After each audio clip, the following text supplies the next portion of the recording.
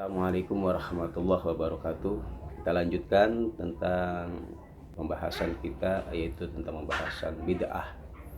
Dimana pada pembahasan yang lalu kita telah membahas tentang pengertian daripada bid'ah itu sendiri, dan kemudian pembagian bid'ah yang diterangkan atau dijelaskan oleh Syekh Utsaimin, yang mana dalam pendapat beliau mengatakan dalam ucapannya bahwa bid'ah itu adalah setiap perkara yang umum, global, mencakup keseluruhan tanpa terkecuali. Maka menurut beliau dalam ucapannya tidak bisa bid'ah itu dibagi-bagi menjadi beberapa bagian. Namun dalam pendapat yang lainnya, beliau juga mengatakan bahwa wasail atau perantara untuk menuju pada hal yang disyariatkan, maka perantara tersebut ini bukanlah sesuatu yang bid'ah dhalalah, dalam artian perantara tersebut ini merupakan masyru'iyah atau yang diperbolehkan, dan juga perantara yang atau wasilah kepada hal-hal yang diharamkan atau yang tidak ada ketentuan di dalam syariat, maka perantara tersebut pun menurut beliau adalah perantara yang ghairu masyru' atau perantara yang diharamkan, dan itu yang dikatakan dengan bid'ah dhalalah. Di sini jelas bahwa apa yang beliau sampaikan ada ketidakkonsistensian atas pendapat yang pertama dengan pendapat selanjutnya. Bahkan dalam pendapatnya yang lain, masih pendapat daripada Syekh Utsaimin, beliau mengatakan al-aslu fi umurid dunya al-khillu famabtada'a minha fahuwa halalun illa ayyadulla ad-dalil ala tahrimihi, lakin umurud din al-aslu fiha al-hadar famabtada'a minha fahuwa haramun bid'atun illa bidalilin minal kitab was sunnah ala masyru'iyatihi. Beliau mengatakan al-aslu, hukum yang asal di dalam masalah duniawiyah, berarti bisa kita artikan masalah lughatan yang kebanyakan mereka artikan sebagai bid'ah lughawi.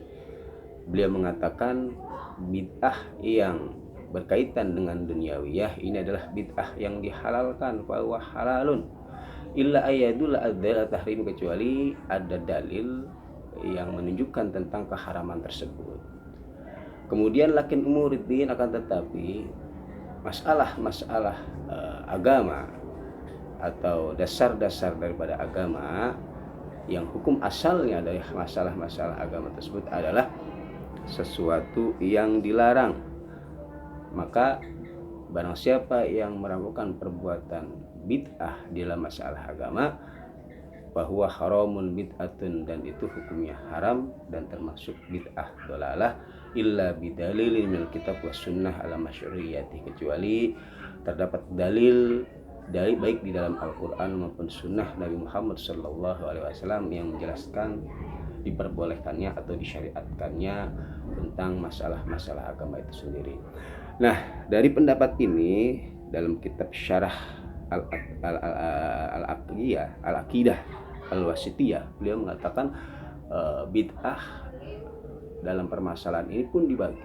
Kalau kita bisa simpulkan, menurut beliau bid'ah itu secara lughawi dan secara syar'i. Bid'ah secara lughawi itu diperbolehkan, sedangkan bid'ah syar'i itu tidak diperbolehkan. Maka telah jelas bagi kita tidak konsistensinya beliau di dalam menafsirkan dan memaknai makna bid'ah itu sendiri. Yang awal dia mengatakan bahwa bid'ah adalah sesuatu yang memang tidak pernah sekali dilakukan oleh Nabi Muhammad SAW atau pada zaman Nabi Muhammad, dan bermakna umum, global, mutlak, tanpa terkecuali. Maka kalau kita arahkan bid'ah tersebut kepada makna umum, menyeluruh, dan global, ini akan terjadi banyak kejanggalan. Maka kita bisa katakan Sayyidina Abu Bakar As-Siddiq melakukan suatu perbuatan bid'ah, karena pada zaman beliau memerangi kepada kaum muslimin yang enggan untuk membayar zakatnya. dan hal itu tidak pernah dilakukan oleh Nabi Muhammad SAW. Begitu juga dengan sahabat Umar ibn al-Khattab.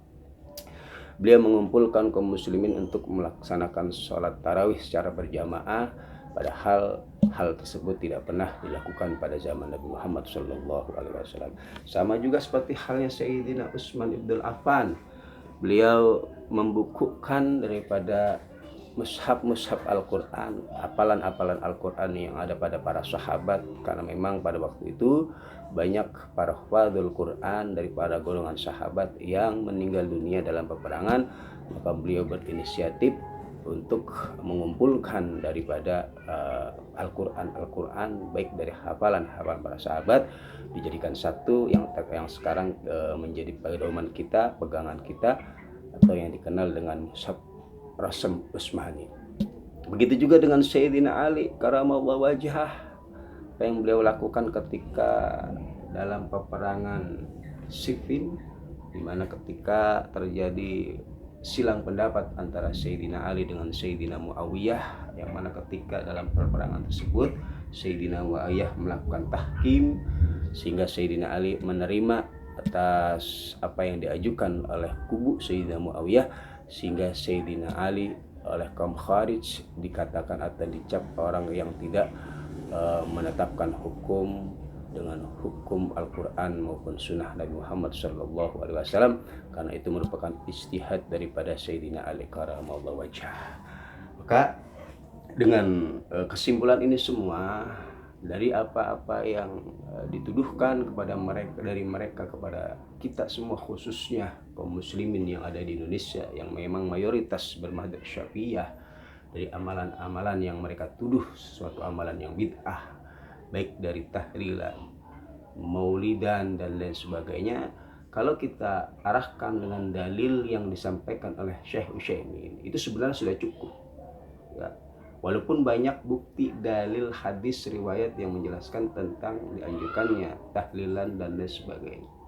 Karena pada intinya tahlilan, yang pernah saya katakan di awal, bahwa itu hanya sebagai wasail untuk sampai pada hal-hal yang disyariatkan. Karena di dalam tahlilan itu sendiri terdapat qiraatul Quran, tahlil, zikir, tahmid, dan doa, dan itu semua dalam masyru' atau disyariatkan. Maka tahlilan yang kita lakukan dengan metode yang berbeda-beda dalam setiap wilayah itu hanya sebagai wasilah.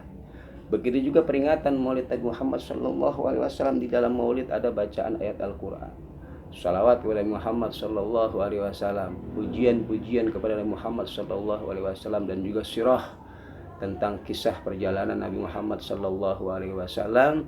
Dan itu semua adalah satu hal yang disyariatkan atau diajarkan oleh baginda kita Nabi besar Muhammad.